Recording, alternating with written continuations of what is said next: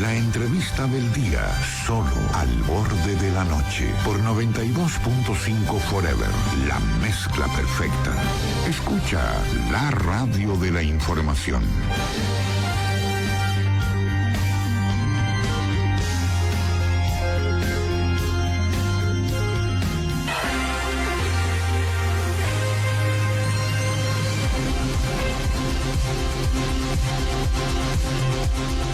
Con 4 minutos, amigos, saludamos a esta hora a Francisco Briones, exdirector del SRI, también analista económico. Francisco, ¿cómo está? Bienvenido al borde de la noche aquí en Forever. Hola, buenas noches con todos. Qué gusto estar aquí con ustedes. Muchísimas gracias por acompañarnos. Ahora, primero quisiéramos su opinión, su lectura, un poco lo que conversábamos con Jorge más temprano sobre las declaraciones que dio esta semana la vicepresidenta de la República en materia tributaria sobre si es que ya llegase a encargarse de la presidencia, bajaría el IVA, revisaría los subsidios que se eliminaron este año. ¿Qué tan responsable fue decir eso? Popularmente hablando puede sonar bastante bien, y aunque las medidas fueron duras, pues eran tal vez estructurales. ¿Qué tan responsable fue aquello o cuál es la lectura sobre este tema? Bueno, el Ecuador tiene un gran problema que lo venimos hablando y que casi siempre aborda todas las entrevistas, todos los diálogos, todos los debates sobre los temas económicos, que es el tema fiscal, ¿verdad? El tema que tiene que ver o está relacionado con las cuentas del Estado, este desequilibrio, esta brecha que existe entre los ingresos y los gastos del Estado. Y este es un problema, como tú lo acabas de decir, estructural y que todavía no está solucionado. Ojo, es un error, creo yo, pensar de que este problema se ha solucionado o está medianamente solucionado cuando todavía tenemos luchas habituales, constantes y diarias desde el sector público en resolver esta falta de dinero para completar todos los gastos que tiene el Estado y sus obligaciones. Entonces, eso es lo primero que hay que decir, que existe un problema fiscal,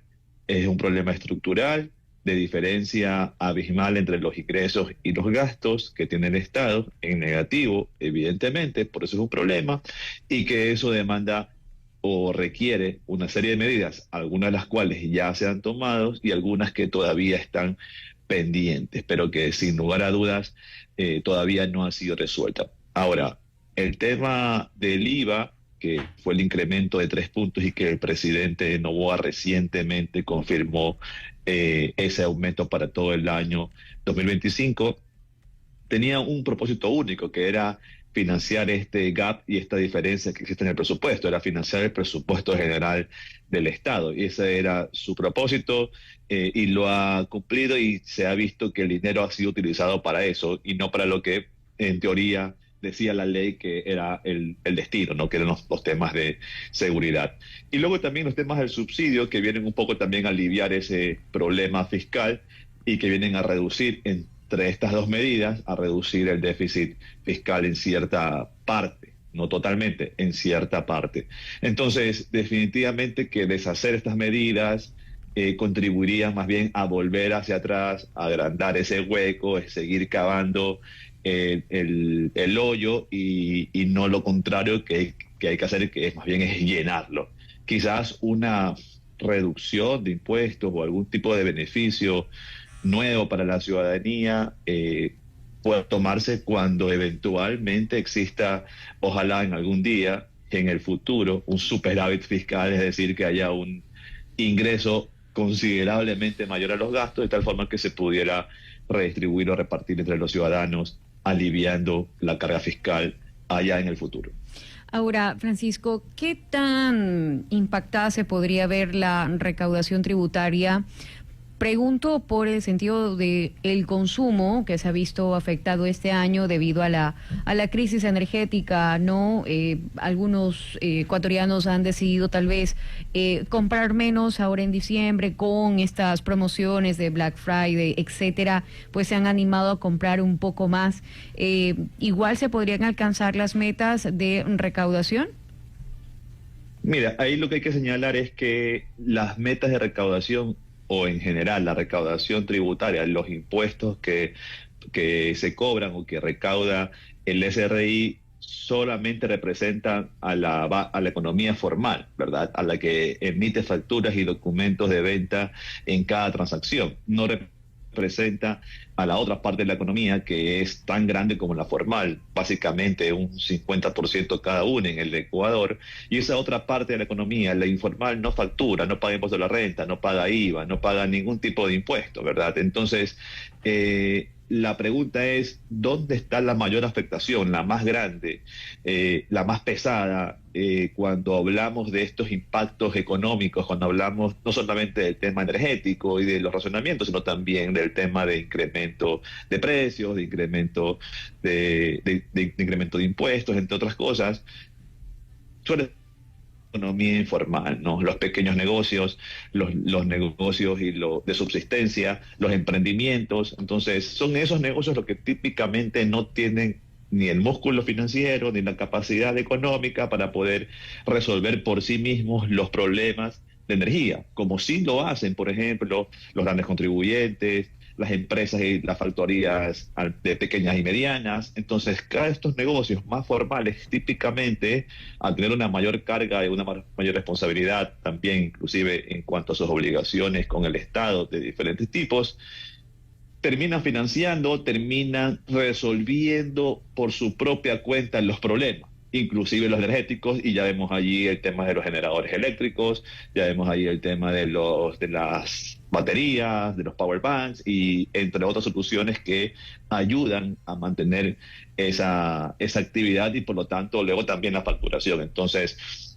yo siempre digo, ojo y cuidado con confundirnos y por decir, oye, es que en las estadísticas oficiales de la economía formal no se ve un mayor impacto en la facturación de las ventas o producto de los razonamientos energéticos. Yo digo, no es así, porque el mayor impacto en lo más duro, donde se ve golpeada la economía familiar y productiva, es sobre todo en la economía informal, y eso nosotros no tenemos la capacidad de ver. Ahora, sobre este decreto que emitió el presidente para reducir las tarifas del ISD para 2025, que decretó la baja del ISD al 0% para fármacos, 2.5% a sectores clave, dice para impulsar la competitividad productiva, pero algunos gremios no lo ven así, como por ejemplo la Cámara de Comercio de Guayaquil publicó un comunicado un poco haciendo un análisis acerca de esto. ¿Esta reducción en la práctica es un alivio? ¿Que significa algo? ¿Tiene algún peso? Bueno, una cosa siempre son las narrativas y otra cosa son, digamos, los hechos, ¿no? No conozco una parte del mundo o ninguna parte de la historia tampoco en la cual aumentar impuestos incremente la competitividad, cuando típicamente los incrementos de competitividad están asociados a reducciones en los costos, ¿verdad? De todo tipo, en los costos laborales, en los costos impositivos, en los costos arancelarios, en los costos de producción, en los costos de venta, en todo tipo de costos, en los costos cambiarios, inclusive de las monedas. En la medida en la cual todos estos costos se reducen, las empresas y los productos tienen una mayor capacidad de margen para resistir y competir en el mercado. Entonces, de hecho, la razón por la cual los productos ecuatorianos no son tan competitivos en el mercado internacional es porque tienes grandes costos y luego solamente con los costos ya te comiste lo que está cobrando un competidor, un productor colombiano, pero no en el mundo por su producto. Entonces, no tiene sentido decir que en un incremento de impuestos aumenta la competitividad, número uno. Número dos, eso no es conceptual. Número dos, en los datos duros, es simple, ¿no? Hoy en día, de unas 3.500, 4.000 subpartidas arancelarias que tienen este beneficio, que es la devolución, básicamente, en términos sencillos, del ISD, al aceptarlo como parte de pago del impuesto en la renta, ¿verdad? Hay aproximadamente 4.000, 3.500 subpartidas que cuando ingresan, son importadas al Ecuador, estas materias primas, estos bienes de capital, estos medicamentos, estos bienes para la construcción, por ejemplo, pagan el ISD, pero el SRI te dice, oye, te lo tengo ahí reservado para que luego cuando haya que pagar el impuesto de la renta, tú lo cruces. Entonces, digamos, así se ve el beneficio. Entonces, aproximadamente eso anualmente, esa recaudación de ISD, producto de esa importación, produce aproximadamente 600 millones. Luego, ¿cuántos se terminan realmente cruzando con impuesto a la renta? Aproximadamente 450 millones en números redondos. ¿Cuánto queda al Estado, digamos, en neto en la recaudación? Un saldo positivo de 150 millones. Ok, esa es la historia hasta el día de hoy. ¿Qué va a pasar a partir del año 2025? Es que con todos estos cambios de ponerle 0% a las medicinas, ponerle 2.5% a las materias primas y a todo lo demás, 5%, y eliminando esta posibilidad de cruzar el impuesto a la renta con el impuesto al ISD que pagaste en la importación de tus productos, te va a quedar ese neto que antes era 150, te va a quedar aproximadamente ahora 350 millones, es decir, unos 200 millones más de recaudación, que eso es lo que en verdad busca el Estado, porque como sabemos y como empezamos esta conversación diciendo, ya hay un gran problema fiscal que no ha sido resuelto, y esto es un ejemplo de ello, ¿no? Un ejemplo de que no ha sido resuelto es que el presidente dice, mantengamos el IVA al 15% el próximo año, es que dice, oye, eliminemos este beneficio para recaudar 200 millones más, e ir así financiando este hueco que todavía no ha sido financiado por completo. Entonces al final del día es una medida que es 100% recaudatoria, que no tiene nada que ver con la competitividad y que más bien tiene que ver con reducir las necesidades de financiamiento que tiene el presupuesto general del Estado. Francisco Briones es analista económico, también director del Servicio de Rentas Internas. Mi compañero Jorge Escobar con más preguntas. Gracias, María Gabriela. ¿Cómo le va, Francisco? Un gusto saludarlo. ¿Qué tal, Jorge? Buenas noches. Bien, igualmente. Ahora, en la práctica no ha habido un aumento exponencial en los ingresos tributarios, porque haciendo la línea cronológica desde el 22, por ejemplo, que era la época en la que usted estaba al frente del SRI, hasta diciembre del 23, y lo que estamos hoy conociendo para el 24, en la práctica se ha mantenido entre un aumento del 14.5, 15.7% y demás. Es decir, si hoy el gobierno tiene hasta noviembre cerca de 18.500 millones de dólares, lo que yo creo que va a pasar hasta el 31, más aún cuando se supone que tanto Navidad como fin de año genera un movimiento adicional, ¿no? Es que eventualmente se queden allí máximo 19.000 millones y pico. En la práctica ha habido un aumento exponencial o no, porque vemos que se ha estacionado la línea de los ingresos, no ha habido un salto exponencial a 20, 25% de aumento a pesar de lo del IVA, ¿no? Bueno, recordemos que la recaudación tributaria en todas partes del mundo, la generación de impuestos depende de la actividad económica, ¿verdad? Entre una economía genera más utilidades, más ventas, mayor transacciones entre los agentes económicos, los ciudadanos, las empresas, los profesionales, las amas de casa, todos los que estamos en la economía, hay mayor recaudación. Entonces, una forma de crecer la recaudación o una de las aristas, de los parámetros que aumentan la recaudación en el tiempo es la dinámica de la economía.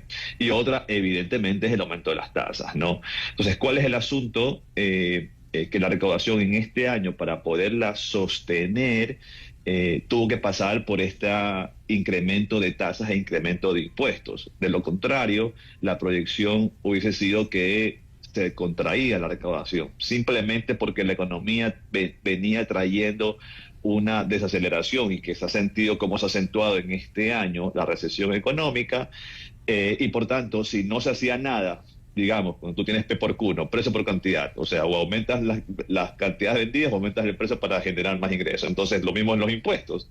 Si la cantidad estaba proyectada que caiga, entonces tú tenías que hacer algo por el precio para poder sostener ese crecimiento de la recaudación y que no se te caiga, que es lo que efectivamente hizo el gobierno al hacer la reforma tributaria hace un año, en donde estableció estos diversos cambios que fueron tanto, por ejemplo, el ISD, que con la trayectoria y con el programa que venía ejecutando el presidente Guillermo Lasso, se redujo aproximadamente hasta 2.5% y que debió haberse reducido este año al 1, quizás, si está ahí siguiendo esa trayectoria. El presidente Noboa decidió no, que queden 5, regresarlo al 5. El IVA, que estaba en 12%, el presidente Noboa dijo no, al 15%. Y luego el impuesto de la renta a los grandes contribuyentes, el presidente Noboa dijo no me paguen el próximo año como tocaría, sino que páguenmelo este año en 12 cuotas mensuales. Entonces, adelanta una serie de recursos, una serie de recaudaciones, una serie de ingresos, tanto de ISD, de IVA y de impuesto de la renta, lo adelanta el año 2024 y con eso es que se logra sostener el crecimiento de la recaudación, más no por el incremento de las ventas o de la actividad económica, que como vemos, este año las ventas hasta diciembre seguramente presentarán una contracción anual. Lo mismo el PIB, que veremos seguramente una contracción del PIB del año 2024. Ahora, en su condición de exdirector del SRI, seguramente tiene acceso a información todavía. ¿Se puede conocer, porque no nos ha dicho eso Damián Larco, hoy lo entrevistamos temprano, se puede conocer de esos 8.800 millones de dólares que han ingresado por IVA, cuánto es el monto que está vinculado al aumento de estos 3 puntos? Bueno, se puede conocer definitivamente, no por información privilegiada que yo pueda acceder, que no la tengo, sino por la información estadística pública que está en los portales del SRI y en los diferentes portales que están en las instituciones públicas, el Ministerio de Finanzas, entre otros. Entonces, y tú, siempre hablando en números gruesos, dándome beneficio de centavos de diferencia, aproximadamente unos 1.000 millones es lo que termina siendo por el incremento de los 3 puntos en la tasa del IVA del 12 al 15%. Claro, bueno, Noboa había hablado de una proyección de 1.300 millones de dólares adicionales, como todavía falta diciembre, eventualmente esos podrían subir a 1.100, a 1.200, ¿no? Claro, correcto, porque falta todavía diciembre. Ahora, yo tengo una consulta técnica en virtud de lo que han venido exigiendo adultos mayores, personas con discapacidad en torno a la devolución del IVA, y en el caso de los profesionales que prestan sus servicios y que facturan. Todos estos grupos solicitan la devolución de sus impuestos y hay un atraso de hasta 3 meses hoy en el SRI. La pregunta es, ¿la legislación o la normativa que dispone que el SRI cruce todo lo que ha ingresado a las arcas fiscales, a finanzas, es parte de una norma que ya tiene mucho tiempo en vigencia o una modificación que se haya hecho últimamente a partir de la Ley para la Eficiencia Económica o demás? Se lo pregunto porque cuando le consultamos el tema al director general, nos decía que lamentablemente el SRI solo cobra, pero no tiene independencia administrativa, que le pasa el informe a finanzas y es en finanzas donde empieza el atolladero, y por eso los adultos mayores y por eso las personas con discapacidad y los profesionales que prestan sus servicios con facturación deben esperar más de 3 meses. Bueno, en primer lugar, sí, es correcto, tan simple como de que el SRI es la institución encargada de administrar la política tributaria y de generar los controles tributarios y hacer la recaudación tributaria, pero legalmente desde la Constitución existe la cuenta única del Tesoro que concentra todos los recursos que recolectan todas las instituciones del Estado y que todo el dinero va a la cuenta única del Tesoro administrada exclusivamente por el Ministerio de Finanzas. Y luego son ellos los que reparten el dinero según las urgencias, según la disponibilidad. Y volvemos al punto inicial de la discusión. Hay un problema fiscal que no ha sido resuelto y se evidencia en cosas tan pequeñas y tan básicas como en los tiempos de respuesta que el Ministerio de Finanzas acredita en los valores de las devoluciones que hace el SRI, ¿verdad? Los plazos establecidos en la ley para atender estos trámites de devolución son para el SRI, pero son para dictaminar la resolución, es decir, para decirte, oye, tienes derecho o no tienes derecho a la devolución del IVA, en el caso de las personas de la tercera edad y de las personas con discapacidad, o del impuesto a la renta, que es lo que tú mencionas, en el caso de los profesionales. Luego, ¿de qué también depende? Entonces depende de que el Ministerio de Finanzas cuente con los recursos para acreditarle a esas personas. Y luego, ¿de qué también depende? Bueno, también depende de la voluntad y de la urgencia que tenga el Ministerio de Finanzas o el gobierno como tal para poder acreditar esos recursos, porque digamos, en la lista de personas a quienes pagar, el Ministerio de Finanzas siempre hace la prelación, pues ¿no? Entonces dirá, oye, primero le pagamos a los profesores o a los policías o a los militares y va bajando hasta llegar, oye, pongamos a las personas de tercera edad, a las personas profesionales, a los grupos prioritarios, pongámoslos al final porque no son una urgencia ahorita.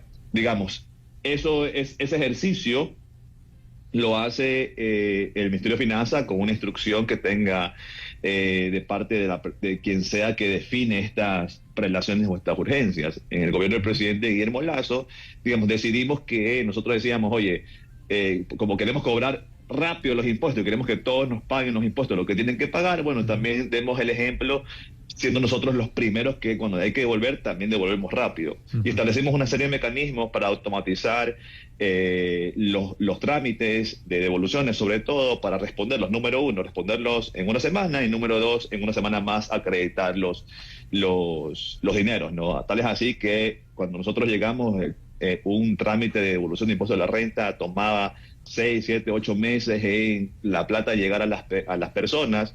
Nosotros lo dejamos ese trámite en prácticamente un mes a lo más, la resolución de parte del SRI, la acreditación por parte de Finanzas, pero era porque teníamos esta comunicación con el ministro de Finanzas, decir, oye, es importante que la gente reciba su devolución. Mucha gente con la devolución del impuesto de la renta pagaban la matrícula de los chicos al inicio de la escuela, o quizás hasta lo tenían reservado para vacaciones, o compraban la medicina otras personas, u otros hasta comían con eso. En el caso de las devoluciones con IVA, también a las personas de los grupos prioritarios. Entonces había una decisión de, oye, tenemos que pagar esto con celeridad. Pero una vez más, yo creo que estos son indicadores, por muy pequeños que sean, son indicadores de que la situación fiscal no está resuelta, y todo esto de lo que hemos hablado ahorita, los incrementos de los impuestos, la decisión reciente del tema del ISD, del crédito tributario para las empresas, estos temas de las tardanzas en las acreditaciones, son señales que nos dicen, no del SRI, nos hablan de la situación fiscal del país, que es compleja, que no ha sido totalmente resuelta ni cubierta. Claro, y todavía falta el segundo desembolso por $500 millones de parte del Fondo Monetario Internacional. Se supone que tenía que ser ahora en diciembre, habría que aguardar, porque parte de ese acuerdo por $4.000 millones era que los primeros 1.000 que ya se consignaron en junio, luego se sumaban los 500 millones de este mes, y para el siguiente año hay algunos tramos de 200, 400, 500, porque todo lo que se va a entregar en este caso del crédito tiene un plazo de hasta 3 años, ¿no? Y de hecho hay una condición favorable, según el gobierno, que tiene que ver con el pago solo de intereses hasta el próximo 2028, y a partir de ese año se empieza a pagar el capital de este crédito. Claro, pero son 4.000 millones más o menos que van a ser entregados, como tú lo has dicho, en 3 años, pero luego tenemos que ver que el déficit anual del país es de 4.000 millones. Entonces, esta solución del FMI es parte del financiamiento y es muy buena y es positiva y perfecto, pero no resuelve todo el problema y toda la magnitud del problema, que si hablamos de déficit son entre 4.000 y 5.000 millones, y si hablamos de necesidades de financiamiento, es decir, sumarle al déficit lo que se requiere para pagar todas estas deudas, son aproximadamente 9.000, 8.000 millones, ¿no? Entonces es bastante plata que todos los años el gobierno tiene que resolver cómo la encuentra, cómo financia el presupuesto para poder atender todas las necesidades. Ahora, un poco para ir concluyendo, Francisco, siguiendo la lógica del gobierno en torno a este gran feriado de 5 días, desde el 1 hasta el domingo 5 de enero del próximo 2025, ¿no será incluso necesario complementar ese decreto con una disminución del IVA a propósito de esa facultad presidencial para que así se aproveche. Digo, si nos dicen que hay que aprovechar todos esos 5 días para el flujo comercial y demás, deberían bajar pues entonces el IVA del 15 al 8% como ha sido lo habitual. En más de una ocasión lo aplicó Guillermo Lasso, o como se trata del mes más explosivo en materia comercial, quizás no es lo más conveniente y sería lo contrario, aprovechar para tener más ingresos a partir del IVA. Bueno, digamos, todavía ese sería un nuevo año fiscal. Recordemos que tenemos un cierto número de días, se me escapa ahorita la cantidad total, creo que eran 10 días o 12 días al año que se pueden en feriados utilizar esta reducción, ¿no? Esta capacidad que tiene el presidente para reducir la tasa hasta el 8%, ¿verdad? Pero esto de aquí tiene que ver con, depende muchísimo del año fiscal. Entonces, el año 2024 tiene sus días y se agotan, y luego el año 2025 tiene sus días y se agotan. Entonces, habrá que ver la planificación fiscal también que tengan en finanzas, si es posible, si están disponibles a hacer esto acá, pero depende siempre de una decisión de finanzas, de los recursos, una vez más, que tiene el Estado. Y según su experiencia, ¿sería conveniente o un boomerang? Mira, yo creo que ahora que la tasa es del 15% y la reducción es considerable, yo creo que puede terminar siendo un efecto positivo, ¿verdad? Cuando la reducción era del 12 al 8, la gente no lo veía tan atractivo finalmente, no lo apreciaba demasiado como hubiese esperado que lo aprecien, como para decir, oye, me motiva a consumir ahorita porque estoy con un gran descuento, ¿no? Entonces, número uno. Y número dos, recordemos que siempre la reducción de la tasa del IVA en feriados es exclusivamente para el sector turístico, ¿verdad? Y para los establecimientos que estén registrados como establecimientos turísticos. Entonces tampoco es que es toda la economía, todo el Ecuador, todos los sectores, todos los negocios, sino solamente aquellos que están registrados como establecimientos turísticos en el país, que tampoco es que son demasiados y altísimos como para decirte, oye, me van a descalabrar las finanzas públicas por hacerlo, ¿no? Entonces, pero sí que esos que tienen esa capacidad de hacerlo, que por ejemplo son los hoteles en su gran mayoría y algunos restaurantes, digamos, para ellos sí que puede ser más conveniente, bastante conveniente poder tener estos descuentos para poder atraer un poquito más de ocupación y también de consumo. Bien, gracias. Era Francisco Briones, ex director general del SRI, también analista económico y tributario, quien ha dado su lectura en torno a los ingresos de este año que tiene el gobierno de Daniel Noboa a partir del aumento del IVA y otros asuntos vinculados al impuesto a la salida de divisas. Gracias, Francisco. Buenas noches. Buenas noches a ustedes. Gracias. Igualmente.